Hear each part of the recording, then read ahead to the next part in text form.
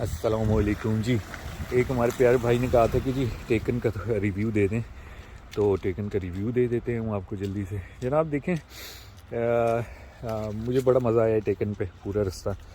इस छोटे से बाइक ने, छोटे से मुराद ये कि जब आप इतने लंबे रूट पे आते हैं पाकिस्तान से डेनमार्क तक, तो उसमें 250 सीसी, ऑल दो 250 भी नहीं है, ये तो 220-30 सीसी मेरे ख्याल से होता है जो असल में होता है।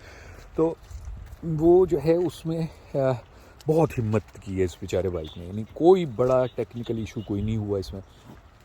तो ये बहुत बड़ी बात है कि इतने छोटे से बाइक में अगर कोई बहुत बड़ा टेक्निकल इशू नहीं होता तो अच्छा। चेन की बात, चेन जनाब मैंने चेंज करवा लिया था पाकिस्तान से ही, वो मोटा चेन लगवा लिया था।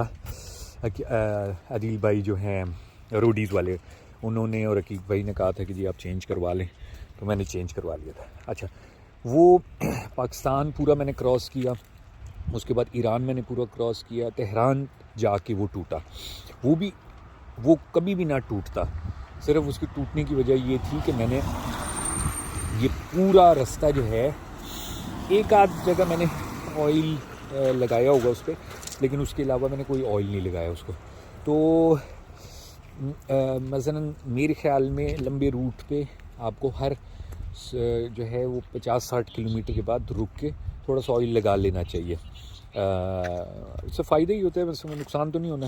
अच्छा, फिर ऑयल का भी स्टोरी ये है कि मसलन यहाँ यूरोप में, तुर्की से आगे जहाँ भी मैं किसी मैकेनिक के पास रुका हूँ, तो उन्होंने मुझे कहा कि जी तेल ऑयल थोड़ी लगाना होता है, आपने स्प्रे लगाना होता है। उसका एक स्प्रे है, आप पता नहीं वो उसकी क्या रॉकेट साइंस है, लेकिन ये है कि बहरहाल आप उसको वेट रखेंगे तो कुछ भी नहीं होता। मेरा चेन टूटा क्योंकि मैंने वेट नहीं रखा, और मैं कॉन्टीन्यूसली तकरीबन 1500 किलोमीटर मैंने चलाया। जाहिदान से तेहरान में एक ही लैप्स में किया, जो कि मेरे ख्याल से 1500 किलोमीटर बनता है। तो वो ज़्यादती है ना, वो उसमें उसका टूटना बनता था, वो तो किसी भी बाइक का। और मेरा सामान आप देख लेते, ये देखें 2 बॉक्सेस साइडों वाले, एक पीछे वाला, और 2 यहाँ पिछली सीट पे 2 बड़े बैग थे मेरे।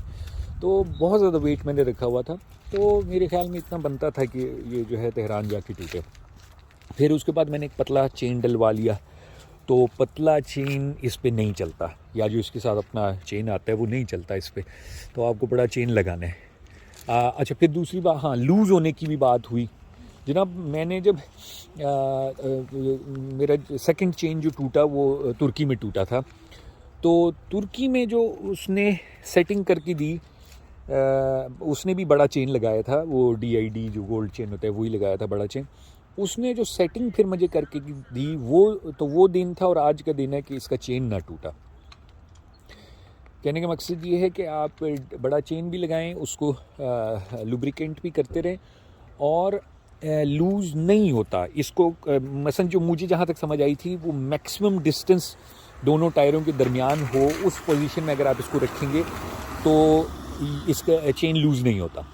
यानी मैं आपको बता रहा हूँ, तुर्की से फिर डेनमार्क, और डेनमार्क के अंदर फिर मैं यहाँ से स्वीडन लेके गया, जर्मनी गया हूँ इसी पे, तो चेन लूज़ नहीं हुआ। जो मुझे समझ आई थी वो ये कि अभी ये मैक्सिमम डिस्टेंस पे है, यानी दोनों टायर जो है वो मैक्सिमम, पिछला टायर बिल्कुल उसने पीछे किया, ये फिर चेन लूज़ ना हुआ। ब्रेक्स का कोई मुझे मसला नहीं हुआ, कोई डिस्क वगैरह लाने की ज़रूरत नहीं है लॉन्ग रूट पे भी, यानी इतनी जल्दी ब्रेक ख़राब नहीं हुई। ऑल्दो ये डिपेंड करता है, मैं जिस रास्ते पे हूँ वहाँ ब्रेक इतनी ज़रूरत होती नहीं थी, तो आप चुप आराम से चुप करके चलते जा रहे हो। वो थोड़ी है कि रश वगैरह वाला इस तरह का हिसाब तो है ही नहीं। अच्छा, दूसरा ये कि हाँ, ऑयल चेंज, हाँ अच्छा, एक बस मसला है, वो ये कि आप इसको अगर कॉन्टीन्यूसली अपने इसके 6th गियर में चलाएंगे और फुल RPM पे चलाएंगे, तो ये ऑयल बहुत ज़्यादा खाता है।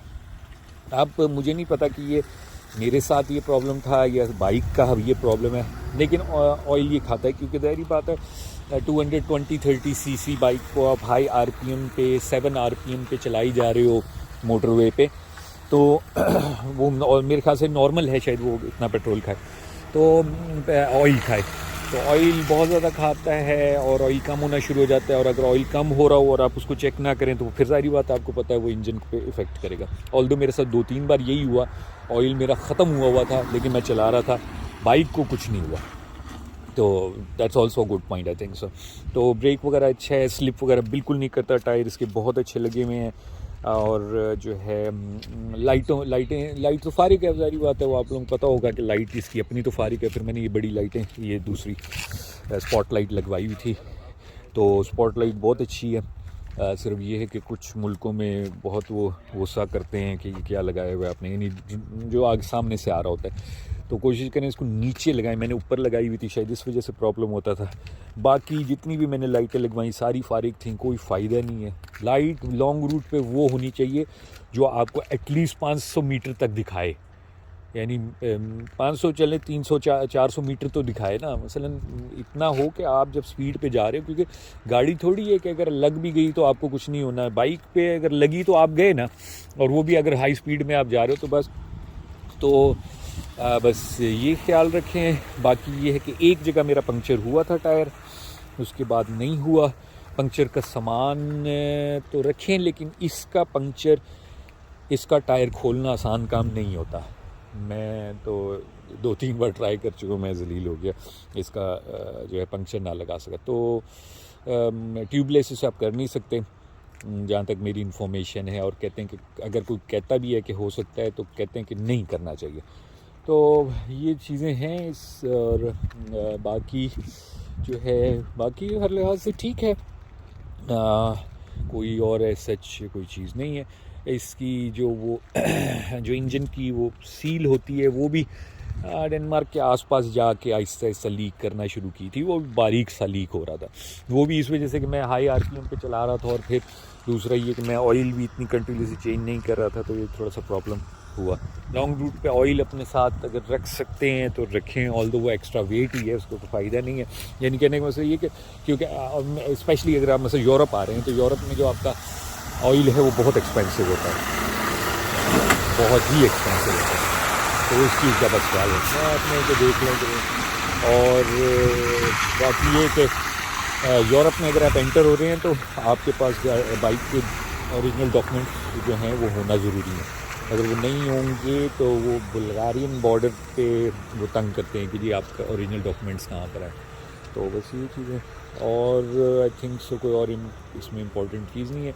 प्लग्स वगैरह का भी कोई मसला नहीं हुआ मुझे, और कोई इसमें नहीं ट्यूनिंग श्यूनिंग तो कुछ भी नहीं करवाई रास्ते में, क्योंकि कोई यूरोप में तो ट्यूनिंग का कॉन्सेप्ट ही नहीं है। बाकी नहीं करवाई मैंने कहीं पर, क्योंकि मैकेनिक वगैरह एक्सपेंसिव होते हैं, तो बस इस चीज़ का। तो ये जनाब रिव्यू था इसका।